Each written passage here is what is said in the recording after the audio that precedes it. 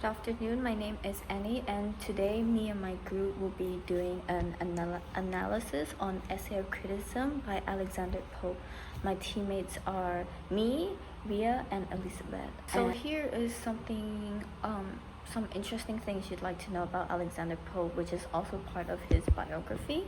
So Alexander Pope wrote several works of genius, works that dazzled London society, which meant that his works were extremely inspirational. They were different, they were new, they also set the standard for the London society, which meant that it brought some sort of change to poetry in itself. And he translated Homer and edited works of Shakespeare, and in the end he ended his career as a satirist and a moralist. So for my analysis of the essay on criticism by Alexander Pope is going to be from line 19 to line 50. So I'm going to be doing it in three parts, which is line 19 to 32, line 33 to 42, and line 43 to 50. So we'll start off with the first part, which is line 19 to 32. I will talk about the image that this part tries to show us. So this is inspired by something at first sight, but we fail to see the bigger picture because of our youth, learning only about the subject but not digging deep. So what's the point? Like, might as well just not learn about it as a whole.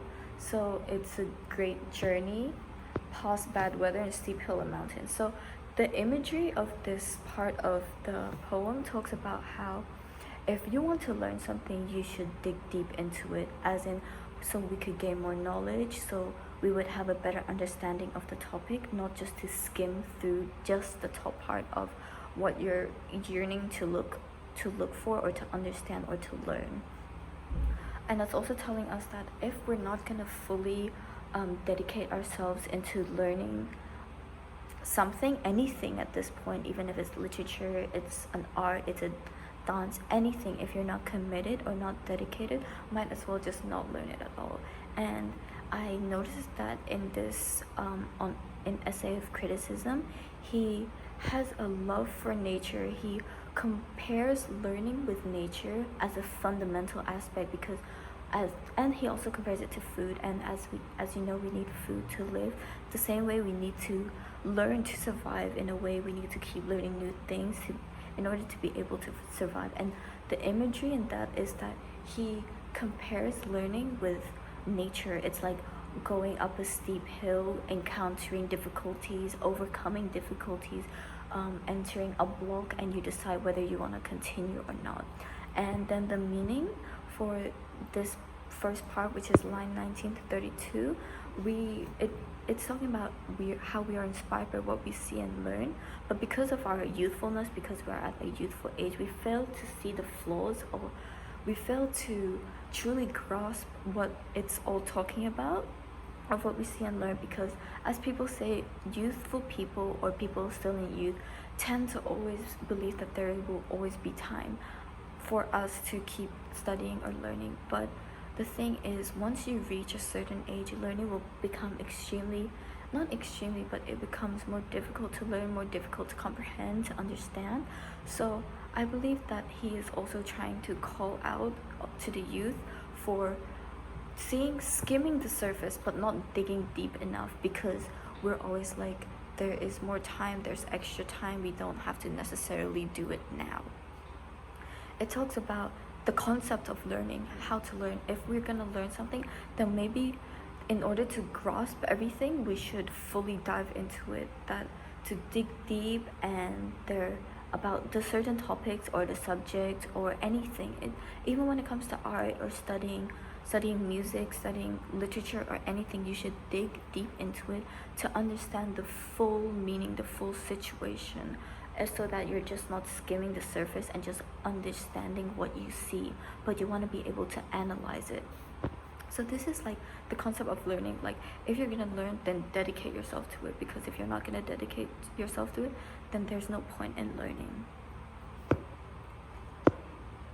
So sometimes, obviously, learning is like climbing a mountain. Sometimes you will enter a block, which means that you will struggle, you will have difficulties, you will face challenges. But to have the dedication, to have the motivation to overcome it itself is also part of learning. And that is what my analysis and understanding is of the first part. And to the second part, which is line 33 to 42, the imagery is what we call beauty is not the lips and eyes, but something as a whole. When we see a picture or anything and we admire its beauty, but as its individual parts, but we shouldn't just admire as its individual parts, but as a whole. So from what I understand, it's trying to say is that beauty is not just someone's facial structure or the way somebody looks, but beauty is from within. So it's also talking about how you need to look deeper into something, that you should see them as a whole and not just for their eyes or their looks or just their personality, but you should consider everything as a whole. So the meaning in this is that in everything we do for both learning, we can also see in nature that it's not just individual things that you're looking at. When you're looking at nature, of course you would analyze the smaller things, but the first thing you notice is it as a whole. So this part is trying to tell us to look at the bigger picture and to understand it as a whole. And we can see we need to admire the effect, the outcome, the conclusion.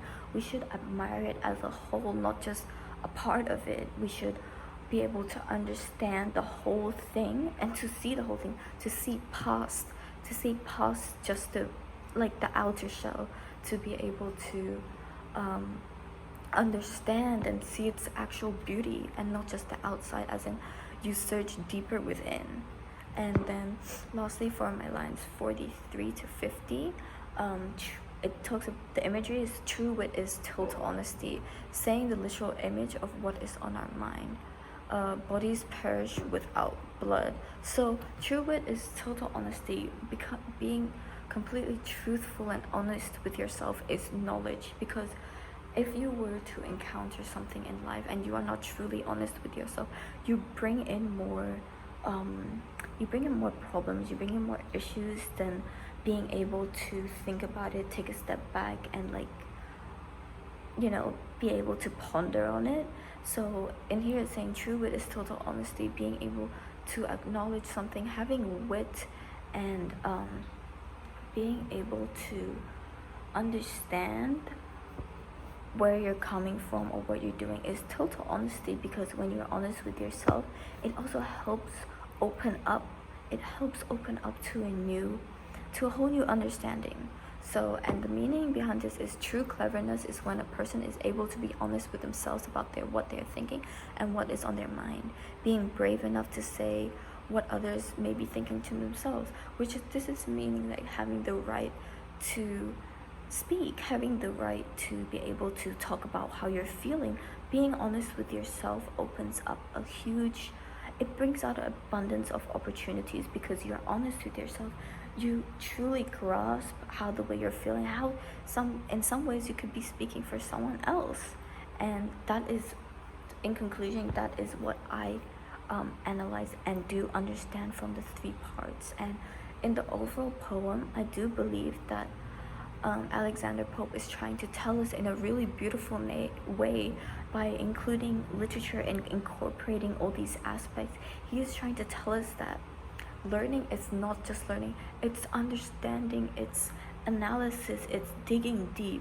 Learning is not just about skimming, but learning is about going deep, being able to grasp everything, being able to fully understand because of your motivation and your dedication.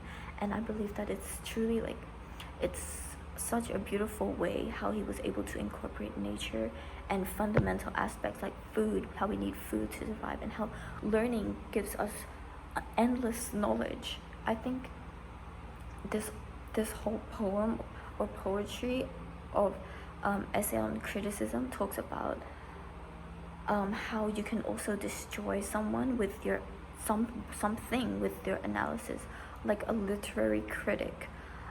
If you were to critic some literature and you make a bad comment or a negative response, you can affect the whole quality of that literature piece. But because having a bad poem is better than having a bad comment on the whole poem, because it ruins it. It ruins people's experience. It also ruins the author, because people then will have a bad opinion on it. But this is just my understanding on the poem. Thank you. Hello everyone, I'm Tangria, and I'll be talking about Alexander Pope. So Alexander was born in 1688 and also died in 1744. He's a chief poet of his age, which being at his age, at his century, he's a chief of poet. And also he's a leading spokesman of early neoclassical value. And today I'll talk about line 51 to 59 and also line 60 to 88. So line 51 to line 59 are about words are like leaf because where they are misbound. And also true expression is like the sun, which is unchanging. So at line 59 and line 51 and line 59, trying to talk about how people use word to hide the fact that they don't have much to say, or saying things that doesn't have much meaning behind it, which mean some people they don't use like their brain, or like they just say thing because they literally say thing because they don't have like actual meaning thing to say to it, which there's no meaning behind it, and it can cause a lot of harm. And line 60 to line 88, a poet's song can be smooth or rough, right and also wrong. Parnassus can please people's ears with his singing, but cannot read their mind, getting hurt like a wounded snake dragging itself along. Which means being a good writer is like being an artist. Good writer doesn't happen by chance, but it comes from art. Which means being a good writer, you can't just be like good. It doesn't come by chance. You have to work hard for it, and you have to gain the knowledge to actually become real artists. Just like those who can dance, the best and the easiest are those who learn dance and have practiced the most. This talk about how people, they really actually deserve what their goal is, which means people should learn hard and should practice a lot to actually achieve things and be actually professional and good at it.